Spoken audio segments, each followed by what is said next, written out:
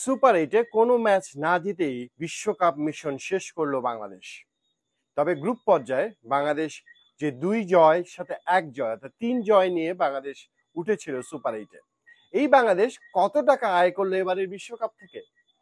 3 জয়ের এই বিশ্বকাপ থেকে বাংলাদেশের আয় কত সেটা জানাতে চাই বাংলা লিংকস প্রেজেন্টস বিশ্বকাপ খবরে। আমি ওয়েস্ট ইন্ডিজ থেকে তাহিদ অমিত।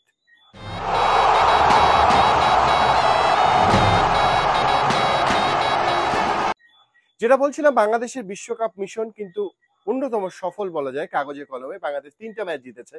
শেষ ম্যাচটা জিতলে অন্যরকম হতো, তারা জিততে পারেনি, সেমি সমীকরণও ছিল তাদের। সেমিফাইনালে বাংলাদেশ যদি যেতে পারতো তাহলে অন্যরকম কিছু হতে পারতো।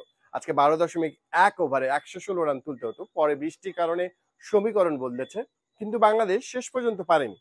কিন্তু আমরা জানি যদি এই বিশ্বকাপে বাংলাদেশ যখন এসেছিল কোনো ম্যাচ যদি নাও জিততো তাহলে কিন্তু একটা আয় নিয়ে টাকা নিয়েও তারা দেশে ফিরতে পারতো। কিন্তু তারা 3টা ম্যাচ জিতে গেছে, সুপার এইটে উঠে গেছে। সেই জন্য তাদের আয় কত সেটা জানেন? 4 ম্যাচ সুপার এইটে এই 3 ম্যাচ জিতলে তাদের টোটাল যে আয় হয়েছে তাতে হচ্ছে 5,56,87,554 টাকা। অর্থাৎ 3 জয় সুপার এইটে খেলা নিয়ে বাংলাদেশের আয় হচ্ছে 5,56,00,000 টাকা। প্রায় 5.5 কোটি টাকা সাকিব শান্তরা আয় করছেন এবারের বিশ্বকাপ থেকে। যদি এই সুপার এইটের মানে এই লাস্ট ম্যাচটা তারা জিততেন এবং সেমিফাইনালে যেতে পারতেন তাহলে কিন্তু কি দাঁড়াতো, 10,67,00,000 টাকা ইনকাম করতে পারতেন তারা। 4টা ম্যাচ জয় হতো এবং সেমিফাইনালে যদি তারা যেতে পারতেন তাহলে 10,67,00,000 টাকার মিস হয়ে গেছে বাংলাদেশের দলের জন্য। তবে সুপার এইটের এই 4 ম্যাচ যদি বাংলাদেশ একটা ম্যাচ জিততো আর কি, একটা ম্যাচ সহ, সেক্ষেত্রে বাংলাদেশের আয় হতো 5,93,00,000 টাকা।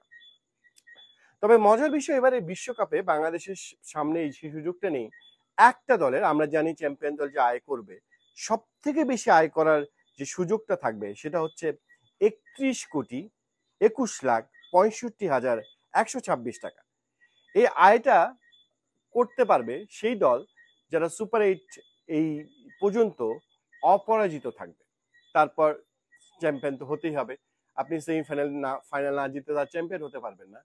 তা এই পর্যন্ত আপনি যদি চিন্তা করেন দক্ষিণ আফ্রিকা আর ভারতের সামনে 31 কোটি টাকা আয়ের একটা সুযোগ আছে। তারা আয় করতে পারবেন, কিন্তু তারা 31 কোটি টাকা যদি শেষ পর্যন্ত ফাইনালে চ্যাম্পিয়ন হতে পারে যে কোনো একটা দল, দক্ষিণ আফ্রিকা অথবা ভারত। তবে সেই সমীকরণ বাদ, সেটা আমাদের আর চিন্তাতেও নেই। বাংলাদেশের আরেকটা বিশ্বকাপ মিশন শেষ, এখন শুধু নেক্সট বিশ্বকাপের অবস্থা, নেক্সট বিশ্বকাপের স্বপ্ন তাদের মধ্যে। কিন্তু নেক্সট বিশ্বকাপ যাওয়ার আগেও বাংলাদেশের পকেটে, যেটা বলছি, সুপার এইটে এই 3 ম্যাচ সহ জিতলে আর কি 5,56,00,000 টাকা বাংলাদেশ সাথে নিয়ে যাচ্ছে এই বিশ্বকাপ থেকে।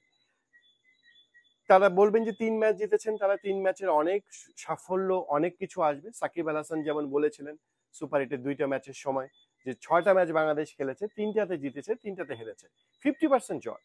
খারাপ না বলছেন তারা, কিন্তু এই বিশ্বকাপে তো আফগানিস্তান দেখিয়ে দিয়েছে, এই কয়দিন আগে যারা ক্রিকেটটা খেলা শুরু করেছে, সে আফগানিস্তান যুদ্ধ বিধ্বস্ত দেশটা, যাদের দেশে ক্রিকেট খেলাটা ওইভাবে হয় না, তারা কিন্তু সেমিফাইনালে পৌঁছে গেছে।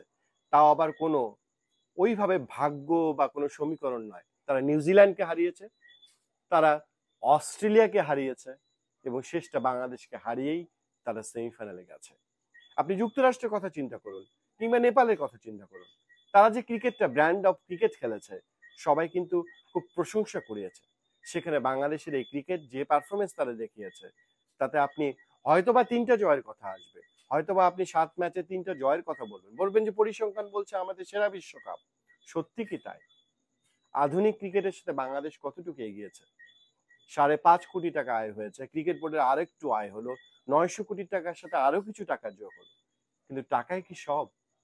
নাকি বলবেন অর্থটাই অনর্থের মূল বাংলাদেশের ক্রিকেটে? তাহলে Amit, Jamuna sports, West Indies.